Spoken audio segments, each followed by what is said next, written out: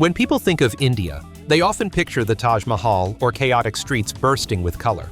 But behind those familiar images lies a parallel world shaped by the lives of Indian women, complex, contradictory, and deeply layered. Here, some wives willingly fast all day to pray for their husbands. Young girls are revered as living goddesses. Matrilineal communities pass all inheritance to the youngest daughter, and women in pink saris stand up to defend their dignity. On this journey, we move beyond temples and landmarks and step into kitchens, markets, villages, and quiet community debates about honor, faith, and identity. And these are 15 strange, fascinating realities of India that may completely change how you see the country. Number 1. The ritual of women fasting to pray for blessings for their husbands.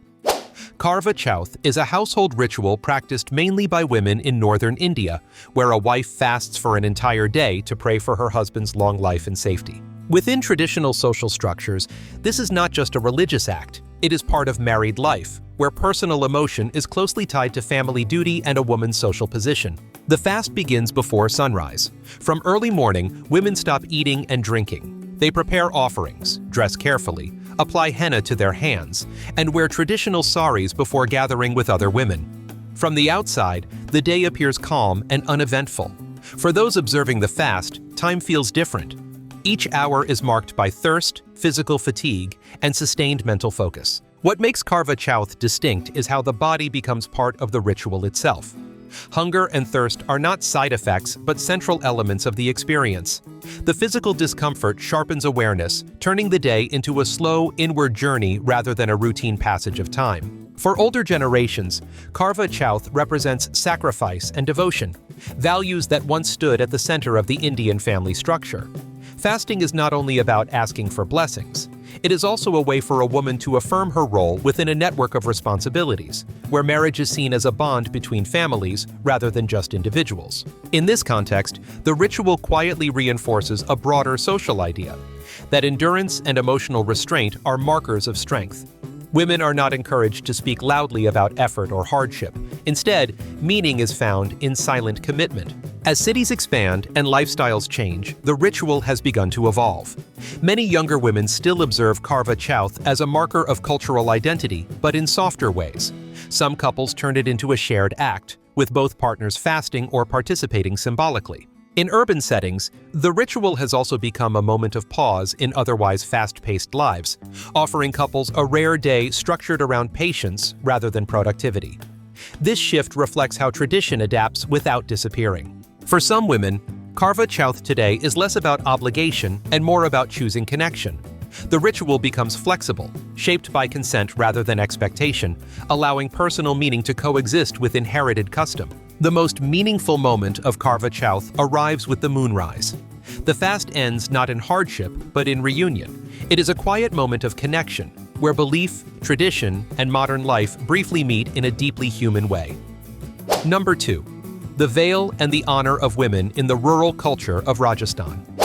In many rural areas of Rajasthan and Haryana, married women continue the practice of ghoonghat, covering their faces with a sari when standing before elders or male relatives. From an outside perspective, this is often seen as a symbol of gender inequality. For many local women, however, the meaning is more layered and cultural than purely restrictive. Ghoonghat developed within a patriarchal family system, where family honor is closely tied to women's behavior.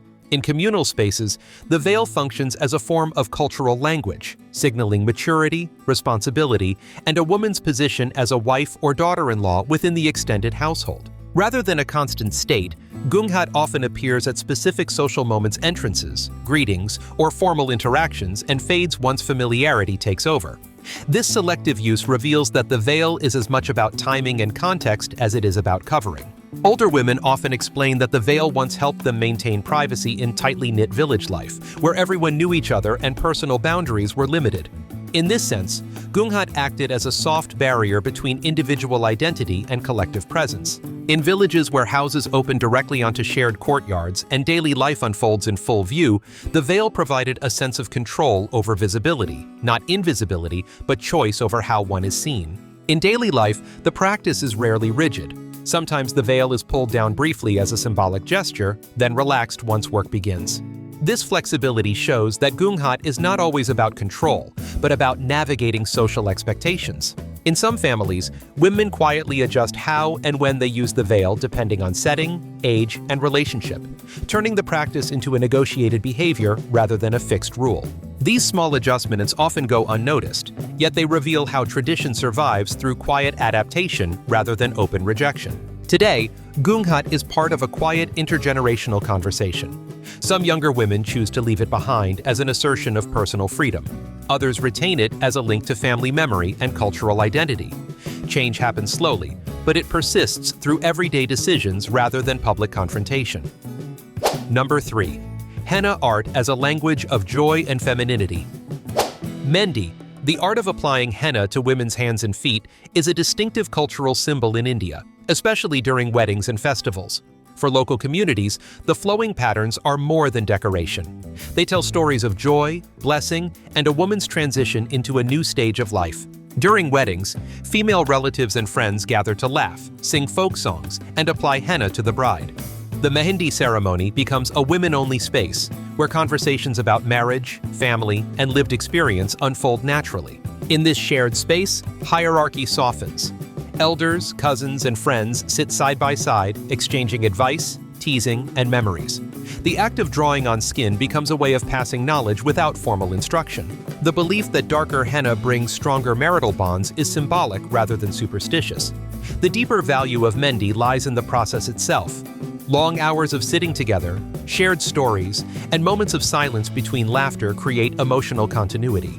For many women, mehndi offers a rare pause from daily roles and responsibilities. It becomes a moment to share hopes, anxieties, and expectations with those who understand them best. In these hours, women are not defined by titles such as wife or daughter-in-law.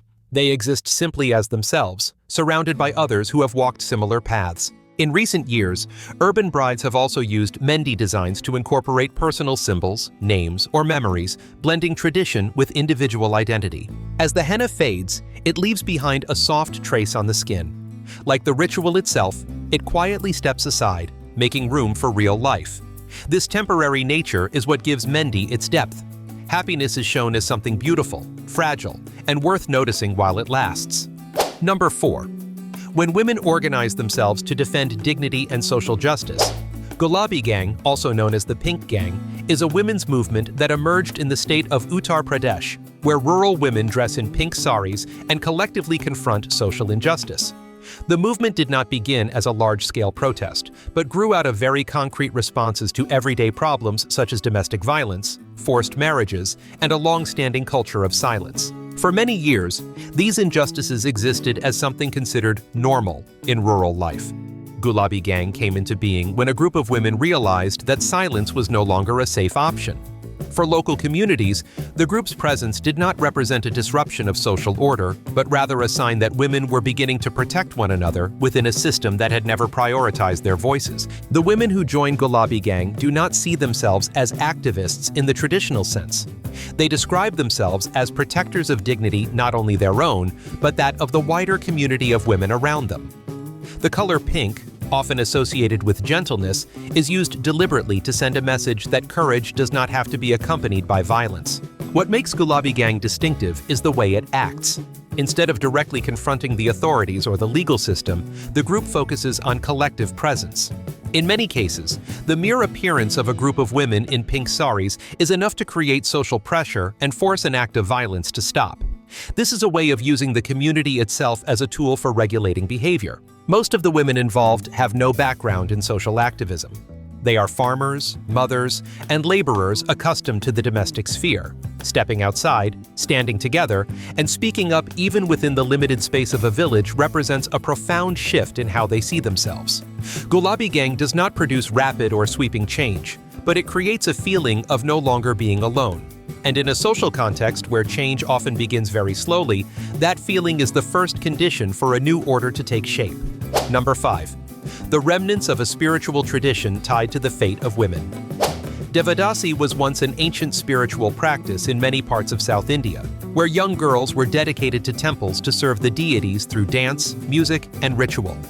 In its early historical context, the Devadasi role was sacred and seen as a noble path of spiritual devotion. These women were respected for preserving religious rites and artistic traditions within their communities. Over time, as social and economic structures shifted, the original meaning of devadasi gradually became distorted.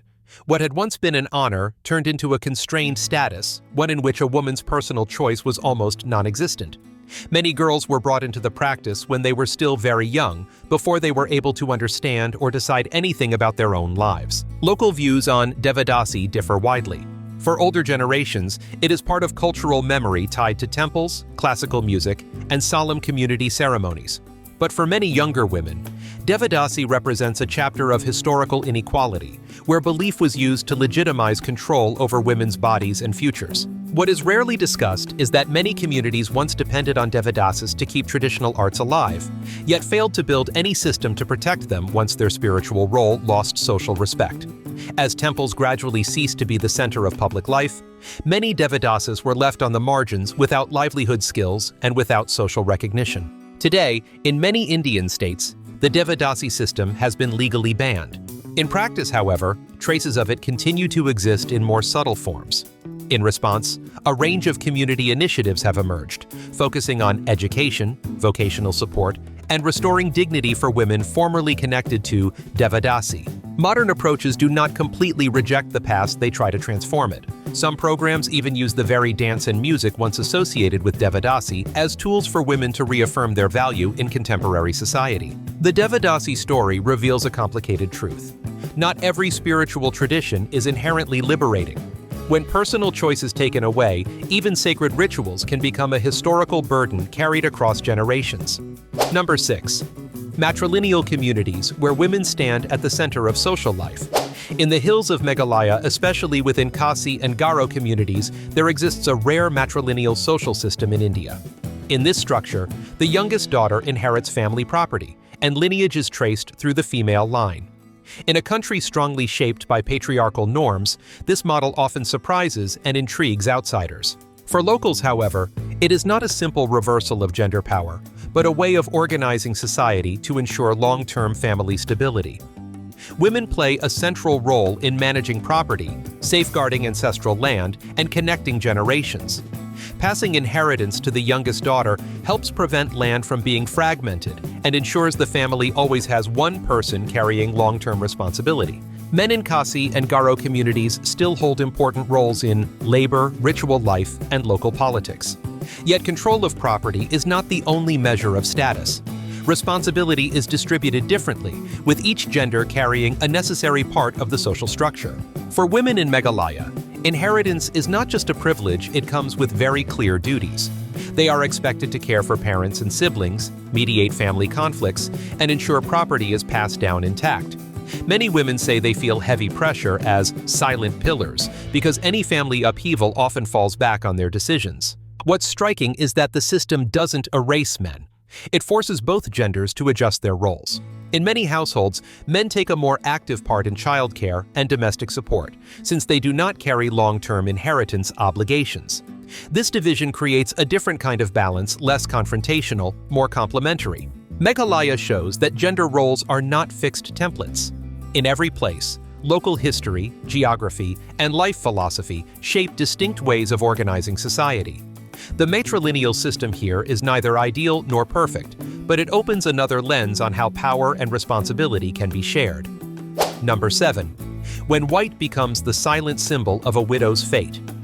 In many traditional Indian communities, especially families deeply influenced by classical Hindu norms, women who become widows are expected to wear white saris and give up jewelry. This change is not merely external, it marks a profound shift in a woman's social role and inner life after loss. To outsiders, white can look like a symbol of harshness and the stripping away of joy. But within local interpretations, white represents purity, restraint, and stillness.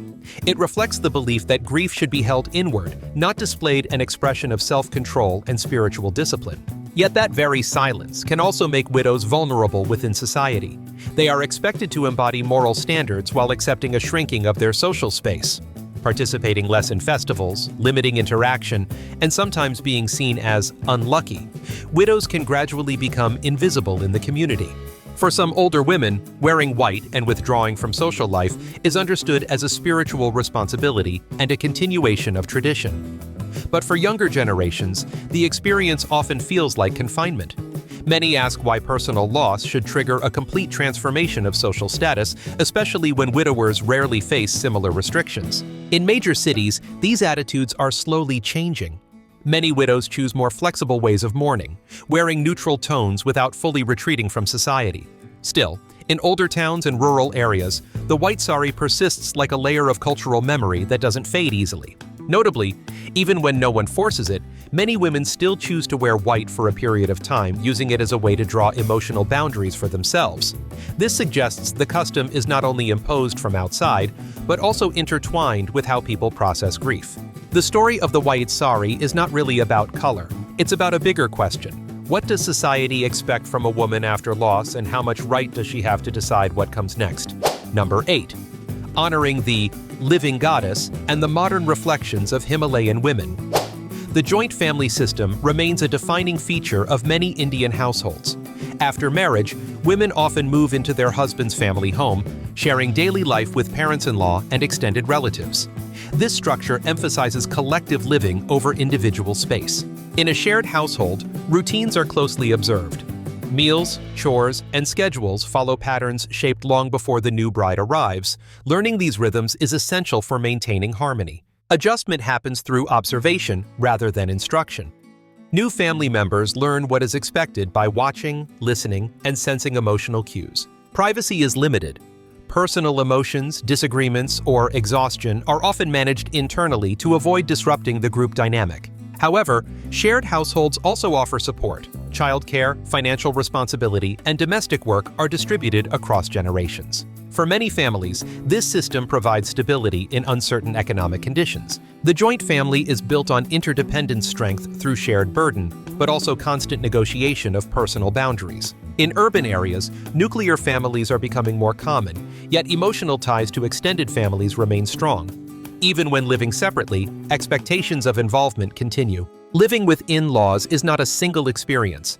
It varies widely depending on family culture, personalities, and mutual respect, making it a space of both challenge and resilience. What often remains invisible to outsiders is the emotional labor required to survive within this structure. Women are not only managing tasks, but also managing moods, expectations, and unspoken tensions. Knowing when to speak, when to stay silent, and when to adapt becomes a daily skill rather than a conscious decision. For many women, the joint family becomes a place where identity is slowly reshaped. Individual habits, preferences, and even opinions are adjusted to fit a collective rhythm. This process can feel protective for some, offering a sense of belonging, while for others, it may feel like a gradual erosion of personal space. Both experiences can exist within the same household. Over time, some women develop quiet strategies of autonomy. Small routines, private moments, or emotional alliances within the family help create personal balance. Rather than open resistance, resilience often appears through subtle adjustments that allow coexistence without confrontation. The joint family system, therefore, is neither purely restrictive nor purely supportive. It is a living structure, constantly renegotiated through everyday interactions. Its impact on women's lives depends less on the system itself and more on how power, respect, and empathy are practiced within it. Number 9. When dowry becomes a complex social negotiation around women. In many parts of India, public behavior is shaped by unspoken codes of modesty. These rules govern how women dress, move, speak, and interact in shared spaces. They are rarely written, yet widely understood. Modesty is not only about clothing. It includes posture, eye contact, tone of voice, and the way attention is handled. Drawing too much attention can be seen as inappropriate, especially for married women. From a young age, girls learn to read their surroundings carefully, adjusting behavior depending on location, company, and social context. Awareness becomes a survival skill. Public spaces carry layered meanings. What is acceptable at home may be restricted outside. This separation reinforces the idea that dignity is preserved through restraint. Yet these rules are not fixed. Women constantly interpret and adapt them, finding room for comfort and self-expression within social limits. Modesty, in practice, is less about obedience and more about navigation, choosing safety, acceptance, and autonomy in subtle ways. As exposure to global culture increases, clothing and behavior norms are slowly evolving. Still, the power of unspoken rules remains strong, shaping daily movement and interaction. Public modesty continues to function as a silent framework, guiding behavior without explicit enforcement, deeply woven into social life. What makes these codes powerful is not punishment, but internalization.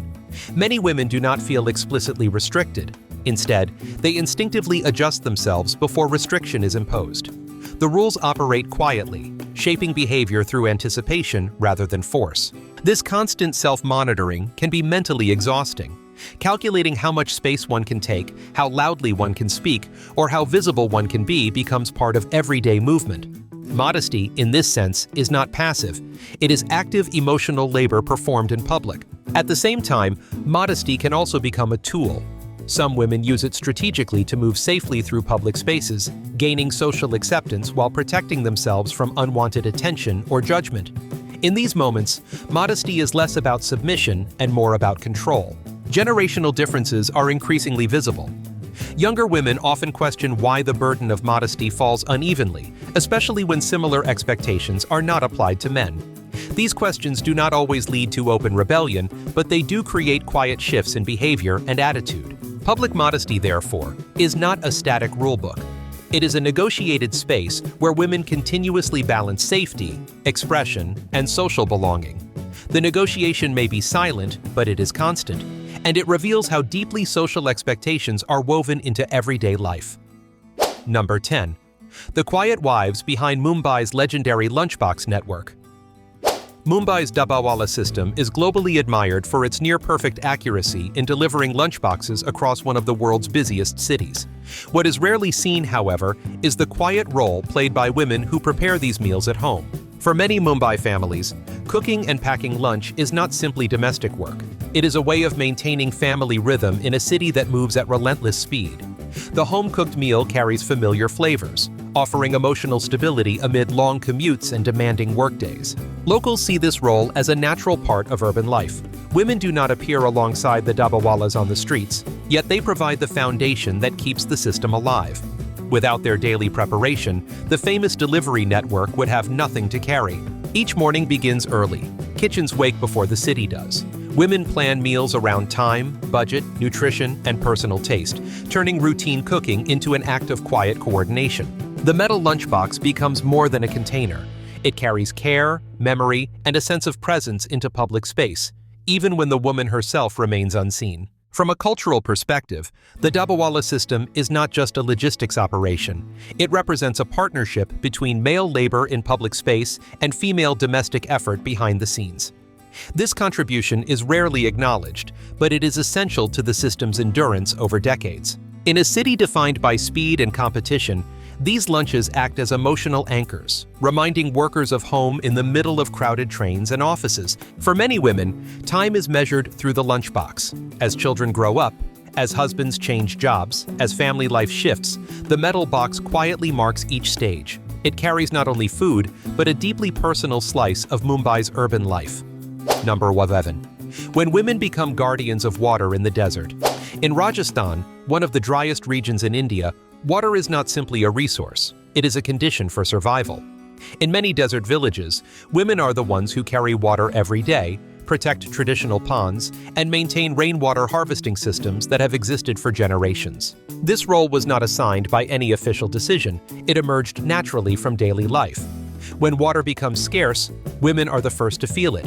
They walk farther, carry heavier loads, and divide each scoop of water carefully among household needs. Scarcity sharpens awareness.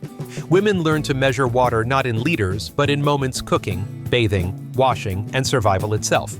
From these lived experiences, informal women-led water management groups began to form, not as social movements, but as practical community responses. Local people often describe women as the keepers of life's rhythm. Protecting water is not only about survival, it is tied to family honor and the long-term stability of the village. In many places, allowing a traditional water source to dry up is seen as a collective failure. This responsibility brings respect, but also pressure. Women are expected to anticipate droughts, manage shortages, and absorb blame when nature fails. During village meetings, women discuss repairing storage tanks, scheduling water collection times, and teaching their daughters how to recognize drought seasons and periods for conservation. This knowledge does not come from textbooks. It comes from the body, from years of walking across hot sand and learning to read clouds, wind, and soil.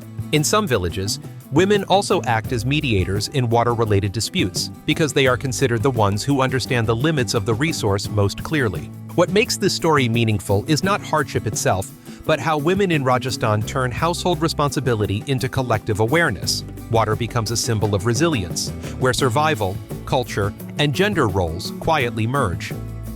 Number 12. Women who protect forests as if guarding their own homes. In many villages across the state of Odisha, women play a central role in community forest protection groups. They take turns patrolling, limiting overexploitation, and organizing replanting efforts during the monsoon season. For them, the forest is not just an economic resource, it is an extension of family life. From an early age, many girls are taught how to identify medicinal plants, flowering seasons, and forest growth cycles. This knowledge is passed down orally through generations, closely tied to livelihood, belief systems, and ancestral memory. The forest provides food, fuel, medicine, and meaning. Protecting it becomes a form of protecting home itself. Forest protection here is not enforced through authority. Instead, women rely on collective agreement and moral responsibility. Elders explain consequences, mothers correct behavior, and shared rules shape access. Mothers and grandmothers become ecological educators, turning the forest into a living classroom. Children learn not just what to take, but when to leave things untouched. In several villages, women decide which days firewood can be collected and which days the forest must rest, reflecting an understanding of balance rather than ownership. As environmental change becomes more visible, the role of these women grows even more important. They are often described as silent gatekeepers of local ecosystems. They do not protect forests through slogans or protest. Their strength lies in consistency, walking the same paths, enforcing the same rules, passing on the same stories year after year. The value of this story lies in how environmental responsibility is woven into daily life. Women in Odisha protect forests not through power, but through connection, in the same way they care for the shared home of their community. Number 13. Folk music as a bridge between tradition and women's identity. In nomadic and semi-nomadic communities in Rajasthan, groups of women play the role of folk performers, singing bhajans at weddings, village festivals, and seasonal rituals. Through their voices, they carry religious beliefs, histories of migration, and the collective memory of their communities. For local people, music is not merely entertainment. It is a way of preserving history, passing down values, and telling the stories of women's lives in the desert. Many songs speak of love, separation, labor, and quiet sacrifice, things that everyday life rarely allows women to express openly. In societies where direct speech is constrained, melody becomes permission.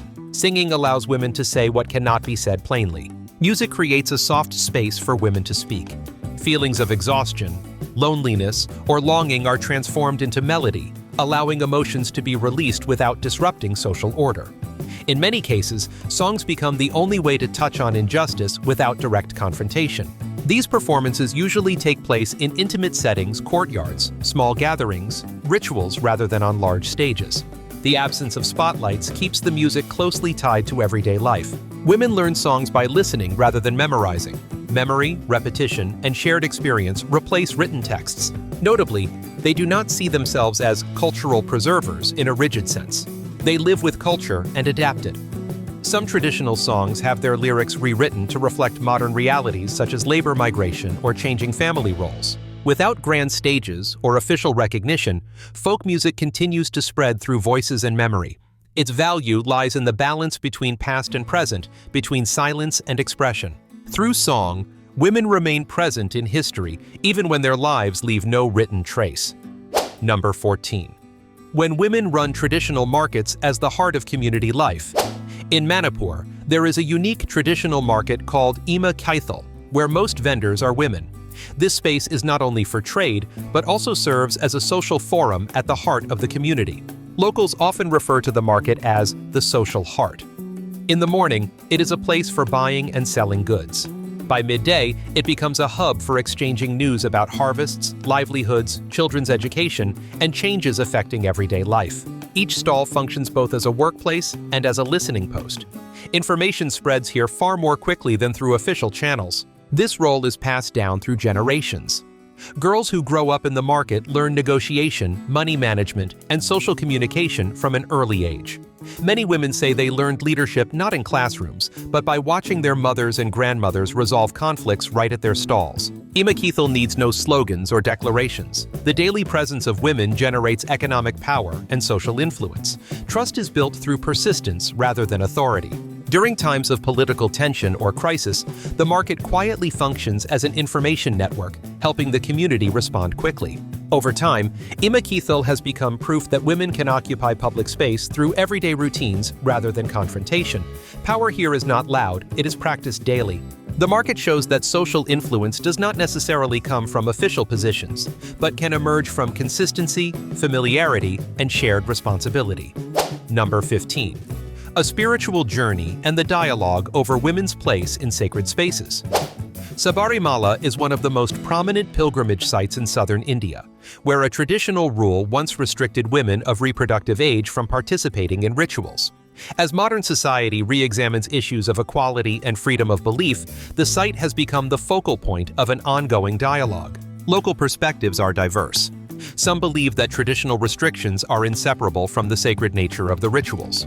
Others believe that women should have the same spiritual access as men. For many women, this debate is deeply personal rather than political. It touches on faith, identity, and the desire to belong to one's own spiritual life. What stands out is not confrontation, but the nature of the dialogue itself. Many women say they do not wish to dismantle tradition, but want their voices to be heard in how tradition is understood and practiced. The journey to Sabarimala requires significant physical endurance, with long walks and strict discipline. For some women, being excluded from this journey reinforces a sense of being placed outside sacred effort. The pilgrimage becomes a metaphor not only for faith, but for access, voice, and recognition. This story reflects a changing India. Tradition remains respected, but it no longer stands apart from human questions. Faith is increasingly understood as something lived, negotiated, and shared. Sabarimala shows that sacred space is not immutable. It changes as society rethinks who belongs there and how belief adapts to modern life. As we wrap up these 15 glimpses into the lives of women in India, you may realize that this is not a simple story of tradition versus modernity, or conservatism versus progress. Behind every ritual, every veil, every sari, every folk song, and every marketplace led by women lies a different way of interpreting honor, responsibility, faith, and the desire for self-determination. Some customs are slowly fading, new movements are emerging, and many places are learning to exist somewhere in between those two worlds. Which moment or story from these 15 insights impressed you the most? If you enjoyed this video and want to keep traveling with us to discover more countries and untold stories around the world, don't forget to hit like, subscribe to the channel, and turn on the notification bell so you won't miss the next episodes. See you again in the journeys ahead. The information in this video is for reference purposes only, so please make sure to do your own research before making any decisions.